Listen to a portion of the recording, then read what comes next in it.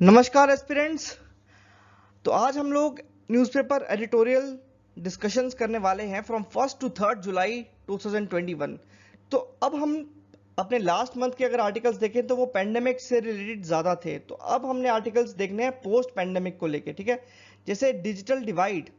Okay, हमारे corona virus pandemic से हमारी इंडियन एजुकेशन सिस्टम को कैसे हर्ट हुआ, right. Post pandemic smart cities, काफी अच्छा आर्टिकल है। Rajasthan solarise all public schools, right. री इमेजिनिंग एग्जामिनेशंस, कैसे हाइब्रिड एजुकेशन सिस्टम की बात की गई। ठीक है, तो काफी अच्छे एडिटोरियल्स हैं जिनमें जो कि काफी इंपॉर्टेंट है हमारे प्रीलिम्स को लेके।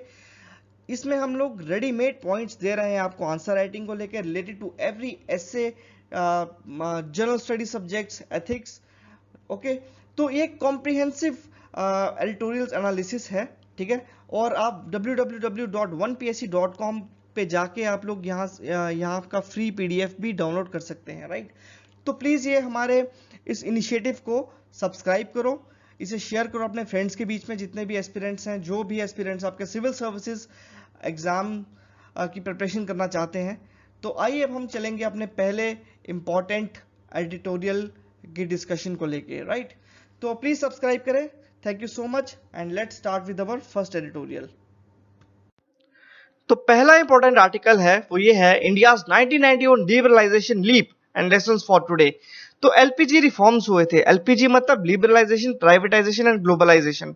ओके, तो आपने ये तीनों रिफॉर्म्स जो 1991 में जो रिफॉर्म्स हुए थे इसके बारे में आपको पढ़ना है। ओके, तो इस रिफॉर्म्स में क्या हुआ था कि इंडिया की जो मार्केट थी वो प्राइवेट सेक्टर के लिए ओपन की गई थी 1991 में। तो अब क्या है, अब है 2021, यानी कि 3 डिकेड्स हो गए एलपीजी रिफॉर्म्स के बाद।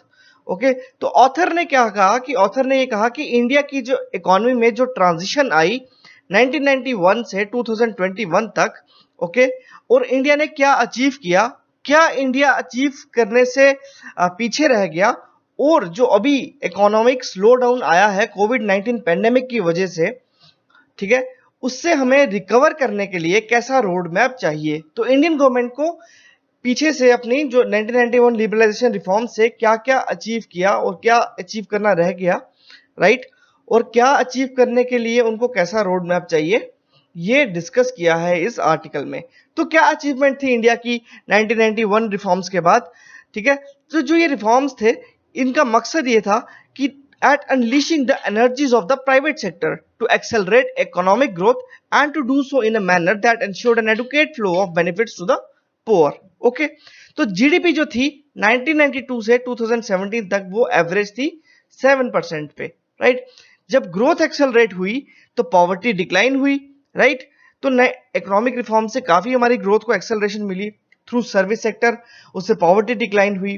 ठीक है, 2004-5 और इन 6 सालों के टाइम पे about 140 million people were pulled out above the poverty line. तो ये काफी अच्छी अचीवमेंट थी। शॉर्टकमिंग्स क्या थे लिबरलाइजेशन रिफॉर्म्स के, राइट। तो some of the reforms begin in 1991 specially in the financial sector have yet to be completed. काफी ज्यादा सारे रिफॉर्म्स स्पेशली फाइनेंशियल सेक्टर से रिलेटेड अभी तक कंप्लीट नहीं की गए हैं। ठीक है, इंडिया ने अपने हेल्थ और एजुकेशन सेक्टर में ज्यादा अच्छा अचीव नहीं किया।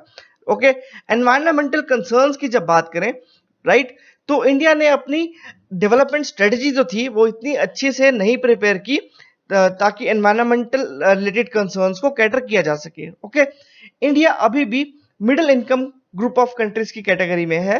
ठीक है, India still at the lower end of the middle income group of countries. तो अगर लिबरलाइजेशन रिफॉर्म्स हुए तो तो अब शॉर्टफॉल्स क्या थे। ठीक है, शॉर्टफॉल्स क्या थे एलपीजी रिफॉर्म्स में जिसकी वजह से इंडिया अपनी डिजायर्ड जो ग्रोथ थी वो अचीव नहीं कर पाया। तो पहला था कि private sector was not allowed to invest in a number of sectors thought to be critical for development. Okay, second, many low performing sectors were reserved for the public sector, right.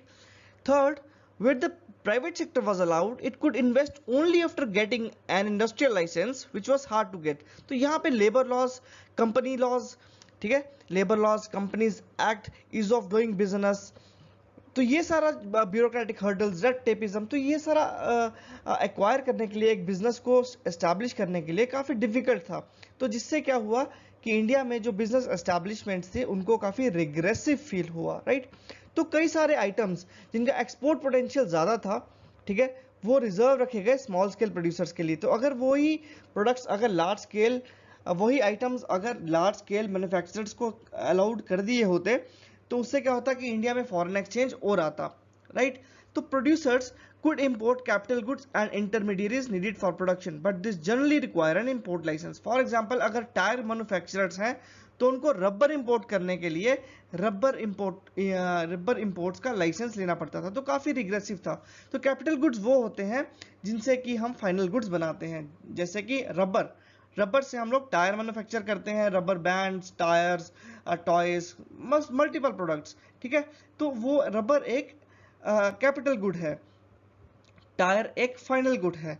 तो जो capital good था उसको भी India में import करने के लिए licence की जरूरत पड़ती थी, तो that was very much regressive. तो इससे हुआ क्या, इसका रिजल्ट ये हुआ कि foreign direct investment was discouraged, right. तो इसकी वजह थी कि रिवर्सल, अभी अगर हम देखें तो ऑथर इस आर्टिकल पे फोकस करना चाहता है इंपोर्ट टैरिफ्स के बारे में। तो इंपोर्ट टैरिफ्स होते क्या हैं? इंपोर्ट टैरिफ्स एक ऐसी ड्यूटी है जो कि इंपोर्ट प्रोडक्ट्स पे लगाए जाते हैं, जो कि प्रोडक्ट्स हमारी कंट्री के बाहर से आते हैं इंडिया में, उन पे एक टैरिफ, एक ड्यूटी लगाई जाती है, सो दैट कि जो उसकी जो प्राइस है वो डोमेस्टिक मैन्युफैक्चरर्स के बराबर या उससे ज़्यादा हो। अगर कोई प्रोडक्ट है उसकी प्राइस अगर डोमेस्टिक मैन्युफैक्चरर से कम है, बाहर से काफ़ी सस्ता प्रोडक्ट वो इंडिया में आता है, तो उसकी वजह से हमारे डोमेस्टिक प्रोड्यूसर जो है इनका इंटरेस्ट जो है वो काफ़ी हर्ट होता है, राइट। तो इंपोर्ट ड्यूटीज़ का दो मकसद है, पहला गवर्नमेंट की किटी में पैसे डालना, और दूसरा जो हमारे डोमेस्टिक मैन्युफैक्चरर्स हैं उनके इंटरेस्ट को प्रोटेक्ट करना, right. So this is unfortunate because it will hamper out our stated ambition to become part of the global supply chains. Indian industry has legitimate complaints about poor infrastructure, poor logistics and time-consuming trade procedures which reduce its competitiveness. तो अगर हम लोग एक तरफ हम लोग global supply chains की बात करते हैं, दूसरी तरफ हम लोग अगर अपनी कंट्री में अगर हम पोर इंफ्रास्ट्रक्चर प्रोवाइड कर रहे हैं अपने मैन्युफैक्चरर्स को, तो उससे हमारी जो डोमेस्टिक मैन्युफैक्चरिंग है वो काफ़ी ज़्यादा रिड्यूस होगी, ओके। तो सोल्यूशन क्या है? सोल्यूशन ऑथर ने ये कहा कि इसका सोल्यूशन जो है वो lies in addressing this problem directly and not in raising import duties, ठीक है। जो सारा जो सोल्यूशन है वो इंपोर्ट ड्यूटीज को रेज करना ही नहीं है, ठीक है। तो गवर्नमेंट को जो हमारी इंडियन इंडस्ट्रीज है इनके साथ एंगेज होके, इनके साथ डिस्कशन करके एक ऐसा एग्रीमेंट बनाना चाहिए जिससे कि जो इंपोर्ट ड्यूटीज है वो ड्रास्टिकली रिड्यूस हो सके और इंडिया में जो ग्लोबल सप्लाई चेन मैकेनिज्म है वो स्ट्रीमलाइन हो सके, राइट।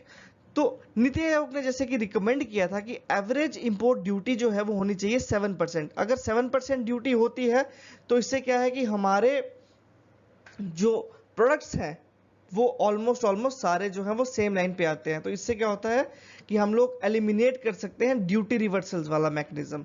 तो NITI Aayog had recommended that to move to an average duty rate of about 7%, gradually narrowing the range of variations across products and eliminating duty reversals।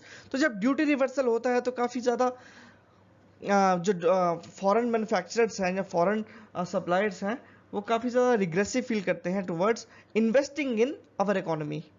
जैसे कि अगर हम देखें कि इम्पैक्ट क्या था इंडिया का आरसीईपी है रीजनल कॉम्प्रिहेंसिव इकोनॉमिक पार्टनरशिप, जो कि एशिया पैसिफिक कंट्रीज जो है इनके बीच में एक वो है एक ट्रेड पार्टनरशिप है, राइट। तो हमारी कंट्री का लास्ट ईयर एक डिसीजन था to stay out of the RCEP contrary to the act east policy. अब आप एक्ट ईस्ट पॉलिसी के बारे में इंडिया का जरूर पढ़ेंगे गूगल से, ठीक है। तो the reduction in tariffs required under RCEP was to accomplished over several years. तो इंडिया ने क्या किया था, इंडिया ने आरसीईपी, मैं आपको इसका कंटेक्स्ट बता दूं, इंडिया जो है वो आरसीईपी का जो डॉक्यूमेंट था इंडिया ने साइन नहीं किया। क्यों? क्योंकि इंडिया अपने डोमेस्टिक मैन्युफैक्चरर्स को प्रोटेक्ट करना चाहता था। इंडिया अपने dairy, specially dairy and agricultural producers को प्रोटेक्ट करना चाहता था, क्योंकि अगर बाहर से इंडिया में डेयरी या एग्रीकल्चरल प्रोड्यूस आएगा तो इंडियन फार्मर्स उसके साथ compete नहीं कर पाएंगे, क्योंकि बाहर जो है वो काफ़ी ज़्यादा mechanised farming, mechanised cattle rearing होती है। उसकी वजह से हमारे जो डोमेस्टिक मैन्युफैक्चरर्स हैं वो कैटर नहीं कर पाएंगे, क्योंकि उनके प्राइसेस काफ़ी कम होंगे और इंडियन प्राइसेस काफ़ी ज़्यादा होते हैं, ओके तो इंडिया ने कहा था कि in order to protect our domestic manufacturers we can not sign RCEP agreement. लेकिन ऑथर ने यहाँ पे ये कहा कि इंडिया को जो आरसीईपी के तहत जो इंडिया को अपने टैरिफ्स रिड्यूस करने थे, डोमेस्टिक टैरिफ्स, वो काफ़ी सब्सिक्वेंटली काफ़ी सालों के बाद करने थे। तो इंडिया तब तक अपने कई सारे लूप होल्स या कई सारे ऑल्टरनेटिव्स जो था वो निकाल सकता था, राइट। तो इसमें यह कहा कि the reduction in tariffs required under RCEP was to accomplish over several years, giving ample time to take the steps needed to improve our competitiveness, right? अगला, as far as unfair competition from China is concerned, we can impose anti-dumping duties on China। तो policy reversal से better था कि India anti dumping duty China पे लगा देता, ठीक है। जैसे कि फॉर एग्जांपल अगर चाइना अगर एग्रीकल्चरल प्रोड्यूस इंडिया में डंप करना चाहता है तो इंडिया उस पर एंटी डंपिंग ड्यूटी लगाता, जबकि जो टैरिफ इंपोर्ट टैरिफ जो थे ज़्यादा वो नहीं लगाता, राइट। तो इसकी वजह से क्या हुआ, एम्प्लॉयमेंट पे इंडिया पे इफेक्ट पड़ा, राइट। तो during UPA period, the period was the first time we saw a fall in employment in agriculture. Employment in agriculture क्यों, क्योंकि 1991 के बाद काफ़ी ज़्यादा इंडिया में सर्विस सेक्टर आया। सर्विस सेक्टर आने से क्या हुआ कि जो एग्रीकल्चर सेक्टर था वहाँ पे जो जो लोग थे जो कि सोलली एग्रीकल्चर पे डिपेंड करते थे, उनको जॉब्स मिली, नो डाउट इनफॉर्मल सेक्टर में ही मिली, लेकिन उनको जॉब्स मिली सर्विस सेक्टर में, ठीक है। तो जब उनको सर्विस सेक्टर में जॉब मिली तो then we saw a fall in employment in agriculture. There was a structural shift of labour out of agriculture, ठीक है। तो लेबर एग्रीकल्चर शिफ्ट होके वो लोग सर्विस लेबर में गए। It was accompanied by sufficient growth in total employment in non-agriculture sector. Total employment actually increased, but employment in manufacturing did not increase rapidly। तो जैसे कि सर्विस सेक्टर में काफ़ी ज़्यादा एम्प्लॉयमेंट बढ़ी थी, लेकिन मैन्युफैक्चरिंग में एम्प्लॉयमेंट नहीं बढ़ी थी। तो जब मैन्युफैक्चरिंग में एम्प्लॉयमेंट बढ़ती है तो उसको हम फॉर्मल एम्प्लॉयमेंट कहते हैं, लेकिन जब सर्विस बोलें या कॉन्ट्रैक्चुअल बोलें या कंस्ट्रक्शन बोलें तो वो इनफॉर्मल लेबर होती है, राइट। तो इस आर्टिकल में ये कहा कि नो डाउट एम्प्लॉयमेंट बढ़ी थी, लेकिन वो सर्विस में बढ़ी थी, इनफॉर्मल साइड पे बढ़ी थी, ना कि मैन्युफैक्चरिंग में बढ़ी थी। तो post UPA period before the pandemic, right, there was a substantial slow down in GDP after 2016-17 which led to fall in employment from 474 million in 2011-12 to 469 million। employment in agriculture continued to decline, but non-agricultural employment grew much slowly। youths experienced employment of 18%। तो काफ़ी ज़्यादा unemployment जो है वो बढ़ रही है before pandemic, even 2016-17 के बाद से, ठीक है। तो कोविड-19 में हमने ये देखा कि अनएम्प्लॉयमेंट और भी ज़्यादा ड्रास्टिकली इंप्रूव हुई, राइट। तो way forward, what needs to be done? The priority now must to be get the vaccination coverage expanded as soon as possible। तो वैक्सीनेशन कवरेज जल्द से जल्द करके हमें अपनी इकोनॉमी को एक नॉर्मलसी पे लाना है। हमने पास्ट एक्सपीरियंस पे ये देखा है कि इंडिया ने अगर इंडिया की जो ग्रोथ है वो इंक्रीज होती है तो पॉवर्टी भी इंडिया में कम होती है, राइट। तो अगर 7 to 8% ग्रोथ अगर इंडिया में होती है तो उससे ड्रास्टिकली रिड्यूस होती है हमारी पॉवर्टी कंट्री में। तो government should take a hard look at what cause the slow down before the pandemic and then come out with the clear statement of set of mutually supportive policies that will counter these forces and lead to higher growth and higher employment। The government should also come out with a target for post pandemic growth, right। तो ये एक next important article हम देखेंगे जो ये कहता है कि amendments to the cinematography act. तो इस आर्टिकल का थीम ये है कि अभी गवर्नमेंट ने जो सिनेमेटोग्राफी एक्ट है इसमें अमेंडमेंट की बात की 2017 में। उसने ये कहा कि सेंटर के पास रिविजनरी पावर्स हैं and to enable it to re examine films already cleared by central board of film certification. तो जो सीबीएफसी है, central board of film certification, ये एक पहले फाइनल बॉडी होती थी, लेकिन अब इस बिल के तहत सेंटर के पास रिविजनरी पावर्स हैं ये चेक करने के लिए कि इस फिल्म को रिलीज करने देना चाहिए या फिल्म्स के कौन से पार्ट्स जो हैं वो डिलीट करने चाहिए। तो पूरी सेंटर के पास फुल पावर है, राइट। तो इसका थीम ये है कि the proposed amendments to cinematography law will prevent film makers from making certain kind of films. ये हम देखेंगे कौन सी फिल्म्स, राइट। तो की प्रोविजंस मैंने आपको बताया इसके पहले, जैसा revision of certificate, age based certification, against piracy, it provides for check against piracy, violation shall be punishable with imprisonment and fine. तो पायरेसी एक बहुत बड़ा इशू है जैसे कि, तो अभी गवर्नमेंट जो है वो इस अमेंडमेंट के थ्रू पायरेसी पे भी चेक रखना चाहती है। It proposes to certify films for perpetuity, ठीक है, तो परपेचुअलिटी का मतलब होता है लास्टिंग फॉर एवर्स। कभी कभी क्या होता था कि सर्टिफिकेट इशू हो जाता था, सॉरी, सर्टिफिकेट अभी के लिए इशू होता था 10 ईयर्स के लिए, 10 ईयर्स के बाद फिर से सर्टिफिकेट इशू लेना पड़ता था। लेकिन ये अमेंडमेंट जो है ये कहता है कि ये सर्टिफिकेट देगा फिल्म्स को लाइफ टाइम के लिए, ठीक है। तो सुप्रीम कोर्ट जजमेंट क्या थी? In union of India versus KM Shankarappa 2000 का एक केस है। Supreme court held that portions of the section 6 clause 1 of the cinematography act are unconstitutional, they are violative of the basic structures of the constitution, right. तो उसने ये कहा कि जो 6(1) में है जो पोर्शन है वो वायलेटिव है कॉन्स्टिट्यूशन के। तो हम ये देखेंगे कि कौन सा पोर्शन है ये, राइट, आगे। तो क्रिटिसिज्म क्या थे इस एक्ट को लेके? The revisionary power empowered the government to interfere and influence the independence पे बात की गई यहाँ पे सीबीएफसी की, in certifying films and reopen records of already certified films, right. तो ये जो कहा गया कि जो करंट सेंसरशिप रूल्स हैं ये आर्काइक हैं और रिडंडेंट है। 2021 में गवर्नमेंट ने जैसे कि एबॉलिश कर दिया था film certification appellate tribunal, right. तो जब Indian film certificate appellate tribunal था तो फिल्म मेकर्स जो थे वो इस ट्रिब्यूनल में अपनी ग्रीवेंसेस जो थे वो प्रेजेंट कर सकते थे। लेकिन अभी जो है जब फिल्म सर्टिफिकेट एपेलेट ट्रिब्यूनल जब एबॉलिश हो गया तो अभी फिल्म मेकर्स जो है वो हाई कोर्ट में ही अपने ग्रीवेंसेस जो हैं वो या अपने पिटिशन जो है वो फाइल कर सकते हैं। तो जो कि कई सारे जो लो बजट फिल्म प्रोड्यूसर्स हैं उनके लिए ये काम एक्सपेंसिव और टाइम कंज्यूमिंग हो जाता है, ओके। तो the draft will only remain restrict freedom of speech, ऐसा कहा गया। क्यों? And put a gag on the film fraternity, preventing filmmakers from making films on bad governance, social evils and so on।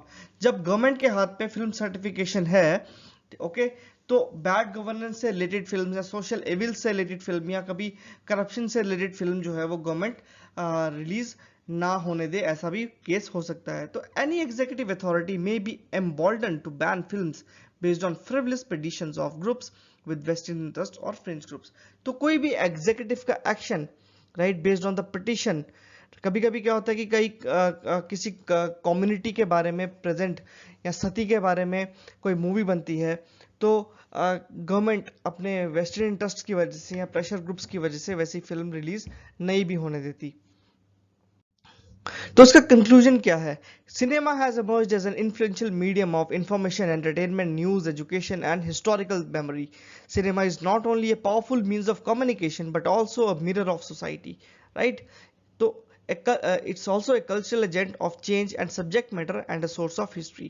So the basic rights which are granted by the constitution should be respected. Basic right की यहाँ पे बात हो रही है जो freedom of speech की, okay. अब सेकेंड इंपॉर्टेंट आर्टिकल है, ये है री इमेजिनिंग एग्जामिनेशंस। तो इस आर्टिकल का थीम ये है कि सुप्रीम कोर्ट ने डायरेक्ट किया था यूनिवर्सिटी ग्रांट कमीशंस यूसीजी को that states can not promote students based on internal assessments और पास्ट परफॉर्मेंस। तो इसका थीम ये है कि ऑनलाइन पैटर्न जो है एग्जामिनेशन का उसमें क्या चेंजेस लानी चाहिए, ठीक है। और साथ ही साथ कि जो सुप्रीम कोर्ट ने जिस तरीके से वो स्टेट्स को और यूनिवर्सिटी ग्रांट्स कमीशन को जो इंस्ट्रक्ट कर रही है related to the promotion of students, related to allocation of degrees to students, तो इसका थीम ये है। तो इसका थीम अब ये कहता है कि disruptions caused by the pandemic calls for innovative and holistic methods of assessments, right. Assessments मतलब online examination, proper evaluation in an appropriate examination system through a process that provides immediate result and success is needed for students to empower and acquire knowledge। तो यहाँ पे ये कहा गया कि students को सिर्फ इंटेलेक्चुअल डेवलपमेंट के बारे में ही फोकस नहीं करना चाहिए बल्कि एक होलिस्टिक डेवलपमेंट स्टूडेंट्स की है उसके बारे में फोकस होना चाहिए, राइट। तो ऑनलाइन एग्जामिनेशन पैटर्न की अगर हम बात करें तो इस आर्टिकल में ये लिखा है कि online pattern of examination should not only जज intellectual development but it must also test the holistic development of students, right? So every academician and authority must find ways and means to conduct online examination with reliable standards amid the COVID-19 pandemic। तो reliable standards की अगर हम बात करें तो ये जो ऐसे standards हैं जो एक holistic development के बेस पे कंडक्ट किए जाएं, right.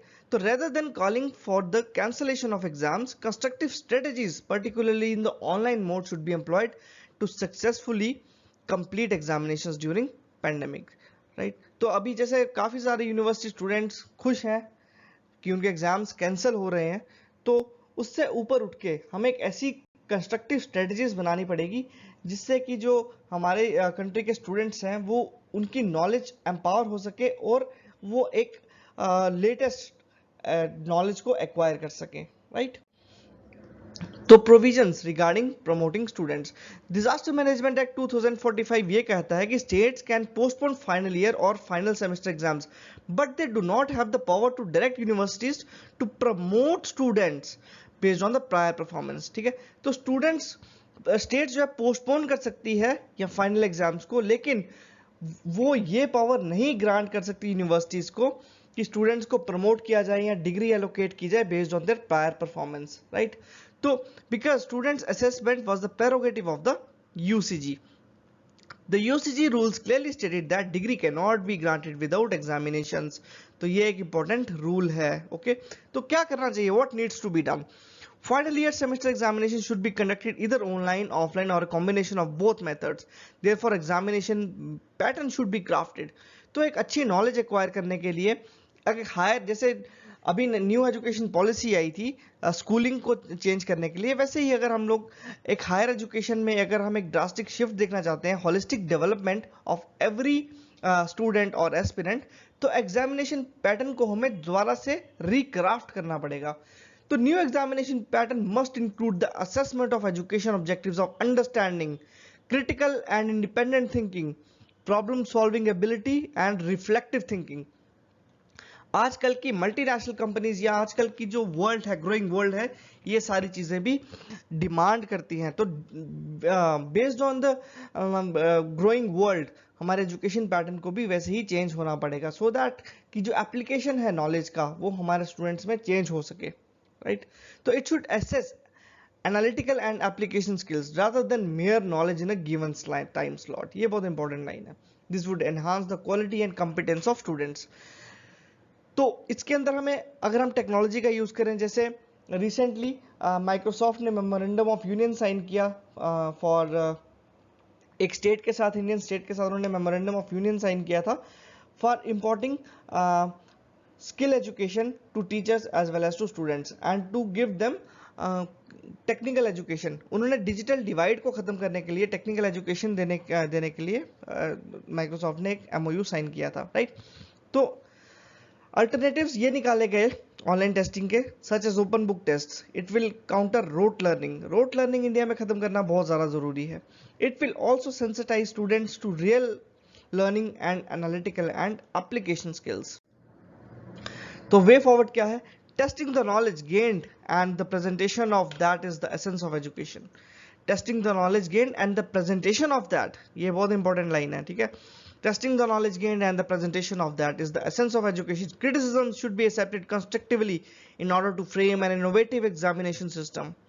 It is the foremost responsibility of the policymakers and educationists to tackle the challenges posed by the COVID-19 pandemic. तो COVID-19 pandemic से जो हमने सीखा, हमने internet penetration, digital divide, through online कैसे स्किल डेवलपमेंट की जा सकती है, कैसे होलिस्टिक डेवलपमेंट की जा सकती है एक चाइल्ड की, हमें उस हमारे पॉलिसी मेकर्स और एजुकेशनिस्ट को ये सारे फैक्टर्स को कंसीडर करके एक एजुकेशन में एजुकेशन जो सिस्टम है उसको रिक्राफ्ट करना चाहिए, राइट।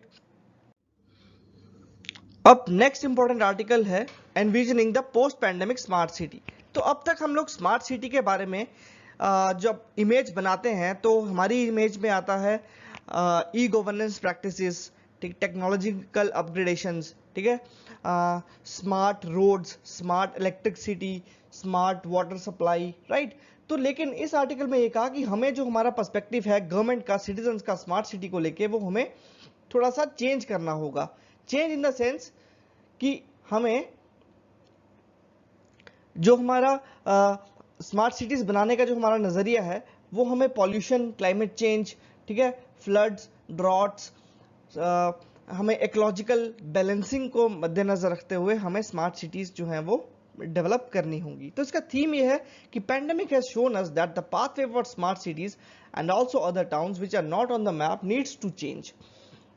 ये इसलिए आर्टिकल आया क्योंकि अभी पैंडेमिक हुआ, पैंडेमिक से हमारी इकोनॉमी को काफ़ी ज़्यादा नुकसान पहुंचा।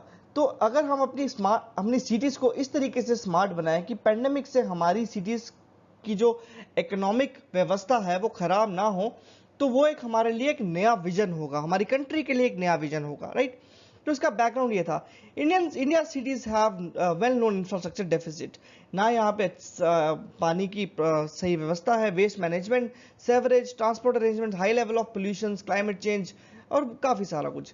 सो the government has launched national smart cities mission in 2005 in a view of the urban development to develop smart cities across the country, making cities citizen friendly and sustainable।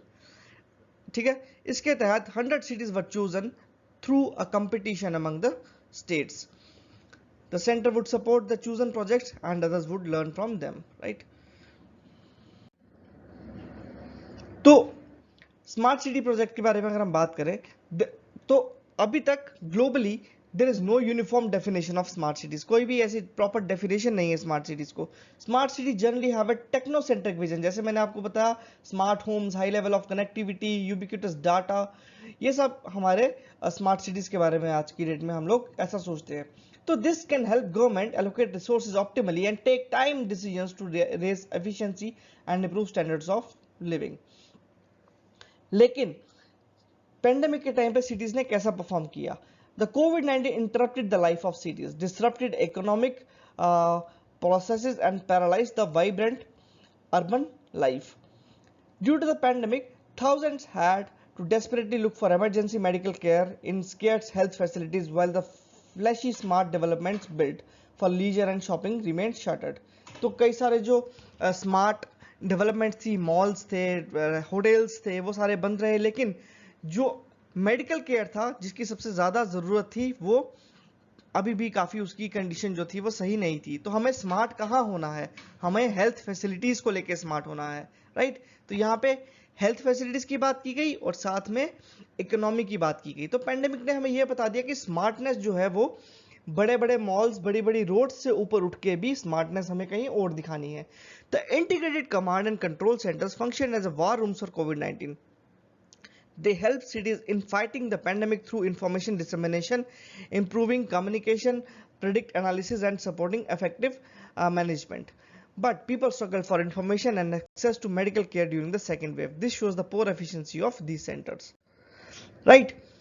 तो what needs to be done to build post pandemic smart city? जैसे कि Danish urban design थे जिनका नाम था जेन गेल, उन्होंने ये कहा, the universal values of a city as one, एक वैसी सिटी है, it's a meeting place of people living, ठीक है, inviting them to spend time, walk, bike and roam around public, semi public और प्राइवेट गार्डन्स, ठीक है।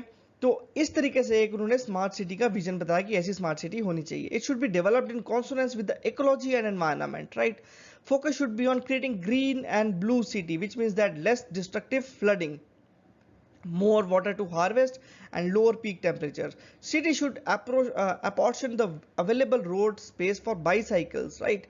Invest in essential modernization, for example, deployment of multiple centers to gauge air, noise, and water pollution, intelligent public transport, right?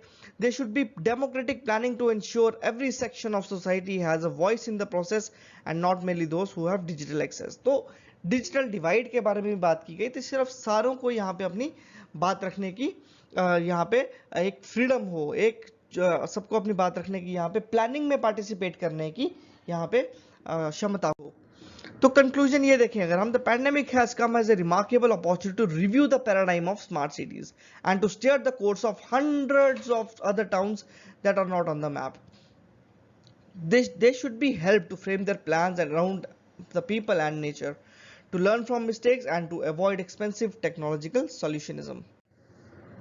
Now an important article related to Indian polity, इसका title है Delhi's lame duck assembly।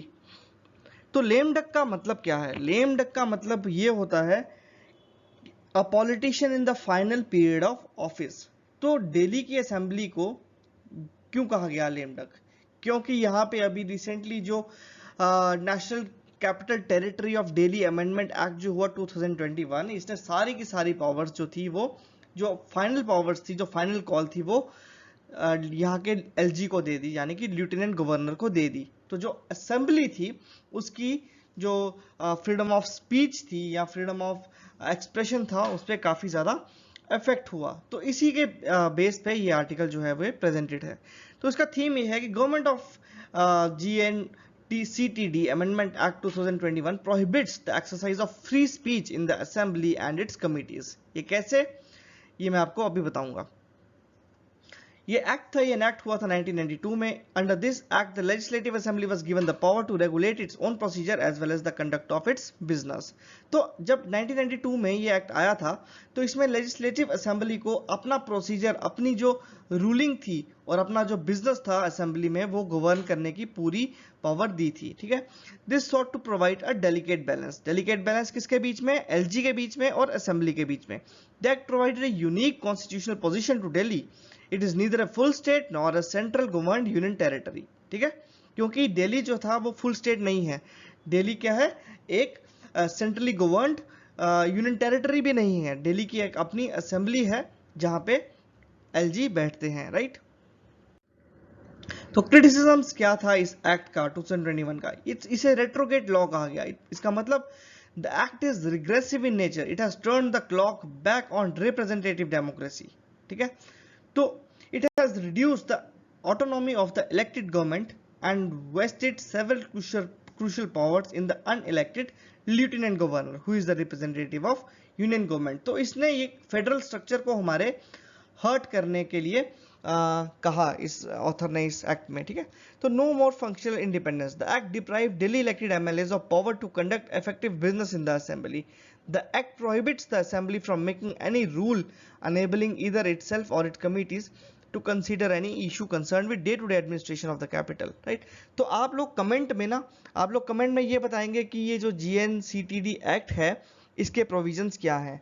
तो मैं आपको इसमें आपको revise करूंगा, आपको इस पे रिमार्क्स दूंगा कि आप इस एक्ट के बारे में। ठीक है, तो आप लोग इस कमेंट में आप लोग ये जरूर लिखेंगे। तो अल्टीमेटली क्या हुआ कि एक्ट जो है इसने प्रोहिबिट किया free speech in the assembly and it's committees. Committees में कैसे, वो मैं आपको भी। तो इम्पैक्ट क्या हुआ इसका कमिटीज पे? इम्पैक्ट ये हुआ कि कमिटीज का काम क्या है? कमिटीज का काम है एक intelligent legislative action. Committees scrutinise करती है हर बिल को, हर रिपोर्ट को जो कि पार्लियामेंट में टेबल किया जाता है। तो in general committees perform away from the glare of cameras, conduct inquiries, examine documents, report relevant issues। ठीक है, the deliberation and inputs of the committees often pave the way for intelligent legislative action, but the amendment made it impossible for committees to perform their functions as the act hampers the power to conduct inquiries in relation to the administrative decisions।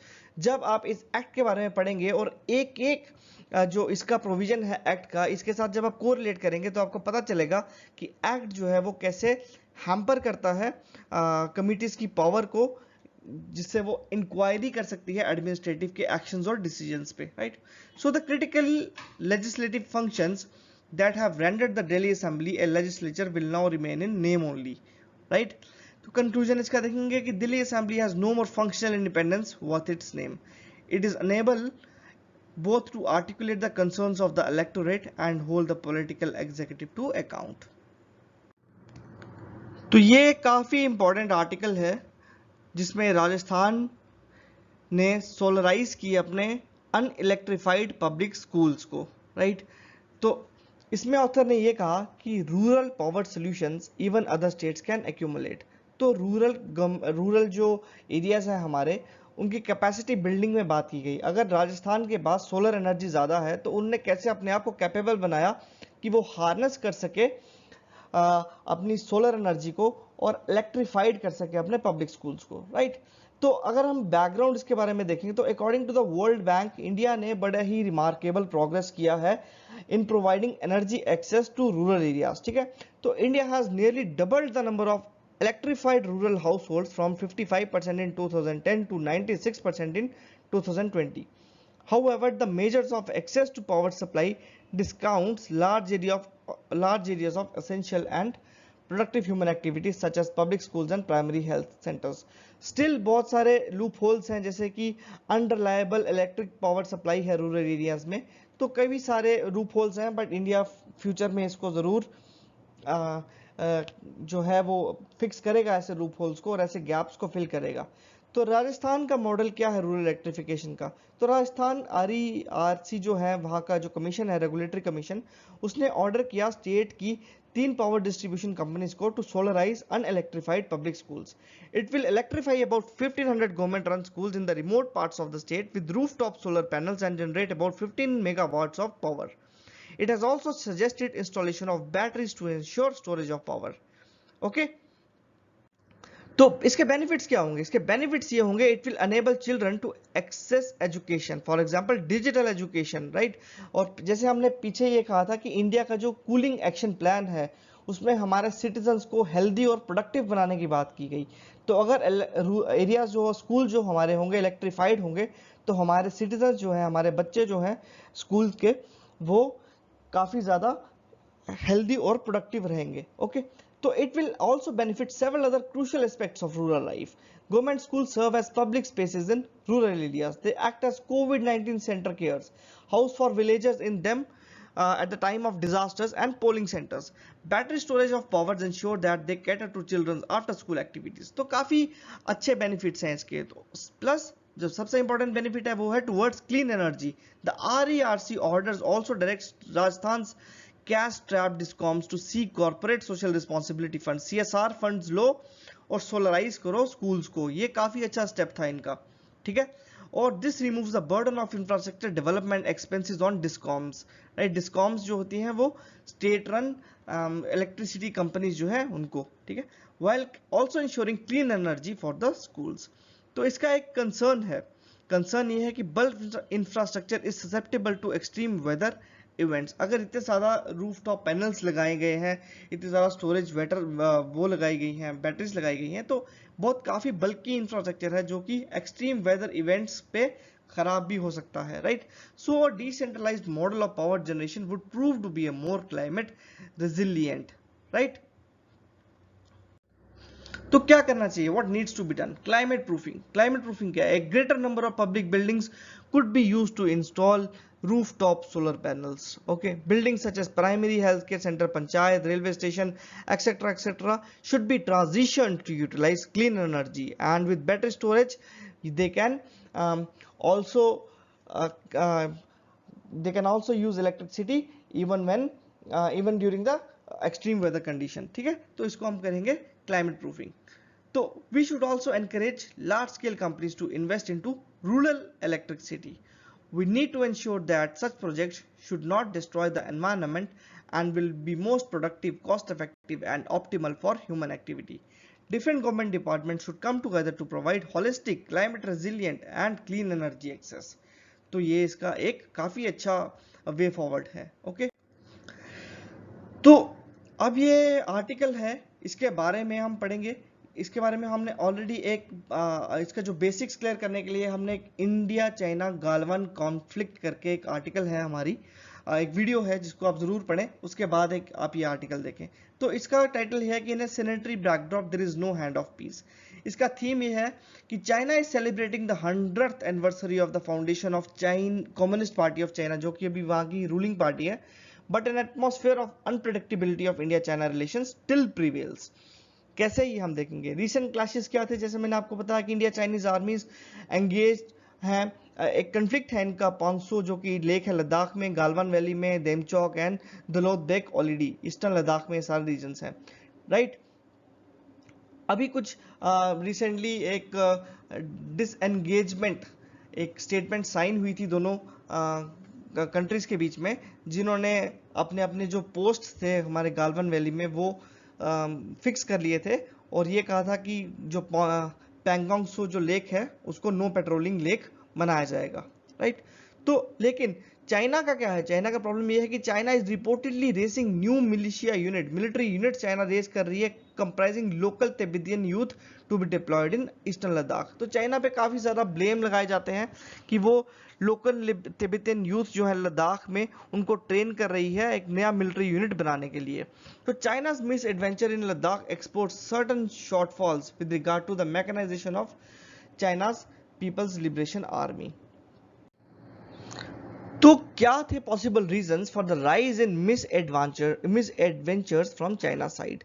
क्या थे possible reasons? पहला, past experience in late 1950s and 1960s China face the worst famines due to misadventures of the Great Leap Forward movement. ठीक है, आप comment box में जरूर इसके बारे में लिखेंगे ग्रेट लीप फॉरवर्ड मूवमेंट क्या है, क्योंकि ये प्रीलिम्स पॉइंट ऑफ व्यू से इंपॉर्टेंट हो सकती है। इट पुट माओ त्से तुंग, जो कि वहां के चाइना के उस टाइम के प्रेसिडेंट थे, in a difficult situation. Rather than accepting his mistake he embarked on his campaign to attack India. Right, तो जैसे आप तियानमेन स्क्वायर मूवमेंट के बारे में कमेंट बॉक्स में लिखेंगे और ग्रेट लीप फॉरवर्ड मूवमेंट के बारे में कमेंट बॉक्स में लिखेंगे। अगर हम बात करें चाइना की रीसेंट बिहेवियर में, तो जो जी जिनपिंग जो चाइना के करंट प्रेसिडेंट हैं, उनको इनर पार्टी क्रिटिसिज्म्स भी बहुत ज्यादा हैं उनके पॉलिसीज और एक्शंस को लेके। ठीक है, तो the Ladakh misadventure was a misguided attempt by mister Xi Jinping to demonstrate to his opponents within the Communist Party of China that he is well and truly in command. तो अपनी within the party अपनी image को promote करने के लिए China के जो current president हैं उन्होंने ये जो मिस एडवेंचर था उन्होंने वो लद्दाख में वो प्रेजेंट किया। ठीक है, तो उनको ये क्रिटिसिज्म्स लगाया है कि Xi Jinping is seen as a man in a hurry.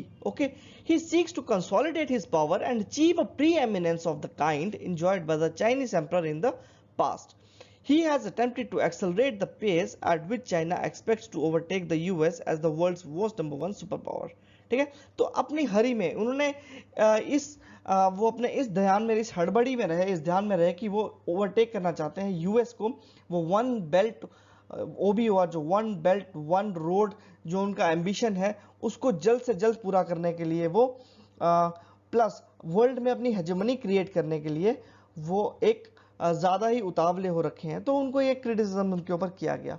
Several of the mister Xi Jinping's other ideas have run into difficulties. His plan to remake the global order on terms favorable to the ये वाला जो है Communist Party of China seem to have gone awry. The Chinese economy is showing signs of slowing down. तो अगर हम ये देखें कि चाइना का जो ये मिस एडवेंचर है जो लद्दाख रीजन में, उसने एक्सपोज किया certain shortfalls with regards to mechanisation of China's People's Liberation Army. ठीक है, the Chinese leadership is concerned as the world is seemingly tilting towards India at this juncture regarding it as more sophisticated diplomatically and more flexible compared to China. तो अभी quad countries जो है US, Japan, Australia, India, ये काफ़ी ज़्यादा China के against हो रही हैं। ओके, अभी यूएस ने अपना जो बिल्डिंग टुगेदर जो उन्होंने डेमोक्रेसीज 11 को लेके उन्होंने एक प्रस्ताव रखा कि जिसमें वो चाइना की हर इलेजिटिमेट एक्टिविटी को कैसे काउंटर करेगी और दोबारा से ग्लोबल पावर बनेगी। ठीक है, तो चाइना को इस तरीके से देखा जा रहा है कि चाइना डिप्लोमेटिकली अपनी जो वर्ल्ड रेपुटेशन है वो लॉस कर रहा है। तो इसका कंक्लूजन क्या है? India should expect and prepare for more clashes with many more provocations coming from China. Also, before any reset in relations, an answer needs to be found out as why without any provocation China attacked Indian soldiers. Okay? Now an important article जो कि digital divide के बारे में बात कर रहा है। हमने ऑलरेडी डिजिटल डिवाइड के बारे में एक आर्टिकल हमारी पिछली वीडियो में भी कवर किया है, लेकिन हम इसमें देखेंगे from the unified district information system for education plus UDISE। ये UDISE जो है ये एक मैनेजमेंट इंफॉर्मेशन सिस्टम है स्कूल एजुकेशन को लेके। ये एक गवर्नमेंट स्पॉन्सर्ड है जहाँ पे गवर्नमेंट जो है वो जितनी भी स्कूल से रिलेटेड इंफॉर्मेशन है वो गैदर करती है। राइट, तो इसने ये कहा कि इस आर्टिकल में ये लिखा गया है कि इंटरनेट फैसिलिटीज को भी एक एसेंशियल सर्विसेज की तरह ट्रीट करना चाहिए और गवर्नमेंट को इंटरनेट को as an essential services provide करना चाहिए सारे स्कूल्स को। तो इसमें बात की गई है कि ये जो पोर्टल है, it shows digital divide in India school education system for the pre pandemic year of 2019-20। इसने ऑलरेडी रिफ्लेक्ट कर दिया था, ठीक है। क्यों? क्योंकि many schools have fallen through out the computer system and internet access. So in this regard, center must take proactive steps to provide internet facilities as an essential service in every school of the country. तो इसका अगर हम background देखेंगे, ठीक है, तो हमारी country में बहुत ज़्यादा डिजिटल डिवाइड है, ठीक है। 22% स्कूल्स हैं जिनके पास इंटरनेट एक्सेस है, राइट, और गवर्नमेंट स्कूल जो है ओनली 11% गवर्नमेंट स्कूल्स है जिनके पास इंटरनेट एक्सेस है। और अगर फंक्शनल कंप्यूटर सिस्टम्स की बात करें तो नेशनल एवरेज है 37%, गवर्नमेंट स्कूल की है 28.5%। तो बहुत ज़्यादा एसिमेट्री है इंटरनेट एक्सेस को और कंप्यूटर एक्सेस को लेके हमारी कंट्री में। और इसलिए हमारी कंट्री में जो अगर हम लोग ऑनलाइन एजुकेशन की बात कर रहे हैं तो हमें सबसे पहले डिजिटल डिवाइड, डिजिटल गैप को फिल अप करना पड़ेगा, उसके बाद ही हम लोग एजुकेशन को प्रोवाइड कर सकते हैं, ठीक है। यहाँ पे स्टेट्स का भी डेटा दिया है कि किस स्टेट में ज़्यादा डिजिटल डिवाइड है और किस स्टेट में कितना कम डिजिटल डिवाइड है, right. So there's a need to curb the digital divide. The adventure of hybrid learning, even ahead of the coronavirus crisis, has made essential online access and computers key adjuncts to make the learning process more engaging. तो एक अगर हम लोग pandemic से देखें, corona virus pandemic से देखें, तो इसने हमें यह बता दिया कि हमें हमारी लर्निंग प्रोसेस को ज़्यादा से ज़्यादा एंगेजिंग बनाना है, राइट। और हमारी जो ऑनलाइन एक्सेस है, जो हमारा ऑनलाइन एजुकेशन है, इसको एक एसेंशियल सर्विसेज के रूप में हर स्कूल में इंस्टॉल करना है, राइट। तो during 2020-2021 most students had to rely on remote learning. Many face double jeopardy. Double jeopardy कैसे? ठीक है, सबसे पहले तो किसी के पास कंप्यूटर नहीं था, कंप्यूटर डिवाइसेस नहीं थे, स्मार्टफोन्स नहीं थे। और अगर किसी के पास कंप्यूटर डिवाइसेस, स्मार्टफोन्स नहीं थे तो उनके पास मोबाइल टॉवर्स नहीं थे या वाईफाई का एक्सेस नहीं था, जैसे कि नॉर्थ ईस्ट कंट्रीज। तो डिजिटल डिवाइड क्या हो गया? Digital divide refers to the gap who are to benefit from the digital age and those who are not. तो डिजिटल इंडिया के बारे में बात करने से पहले गवर्नमेंट को डिजिटल डिवाइड के बारे में बात करनी होगी, right. The way forward, students and teachers not being able to use computers and internet should be acknowledged to be a form of the deprivation, right? The COVID-19 has compelled all countries to evaluate hybrid education models with a mix of lessons delivered virtually now and on campus later than virus threat abates. तो यहाँ पे hybrid education model के बारे में बात की गई, जिसने ये कहा कि मिक्स होना चाहिए ऑनलाइन एंड ऑफलाइन एजुकेशन का, ओके। तो गवर्नमेंट ने ये कहा कि इस आर्टिकल में ये लिखा है कि हमारे नेशनल ब्रॉडबैंड मिशन जो है, ठीक है, बीएसएनएल नेटवर्क जो है, या बाकी सारा सर्विस प्रोवाइडर्स भी हैं, इनको स्कूल की कनेक्टिविटी पे फोकस करना चाहिए, ठीक है ना, including all government institutions they are which are severely deprived. तो डिजिटल डिवाइड इसे ही कहते हैं। सबसे पहले हमें स्कूल्स को कनेक्ट करना पड़ेगा, हमें सारे गवर्नमेंट इंस्टीट्यूशंस को कनेक्ट करना पड़ेगा, हमें ये देखना पड़ेगा कि हर स्टूडेंट के पास कंप्यूटर एक्सेस है, इंटरनेट एक्सेस है। ये फिल करने के बाद ही हमें डिजिटल एजुकेशन के बारे में बात करनी होगी, ठीक है। तो ये था गाइस हमारा इस 1 to 3 जुलाई का न्यूज़पेपर एडिटोरियल्स एनालिसिस। तो प्लीज सब्सक्राइब करना हमारे चैनल को, और अगला वीडियो भी जल्दी रिलीज होगा। और अगर हमारा वीडियो एक दिन के लिए डिले हो जाता है तो हमने इसका जो पीडीएफ है वो 1psc.com पे अवेलेबल किया होता है, राइट। तो वहां से जाके आप डाउनलोड भी कर सकते हैं हमारा वीडियो। तो thank you guys, see you next time and take care of yourself, bye bye.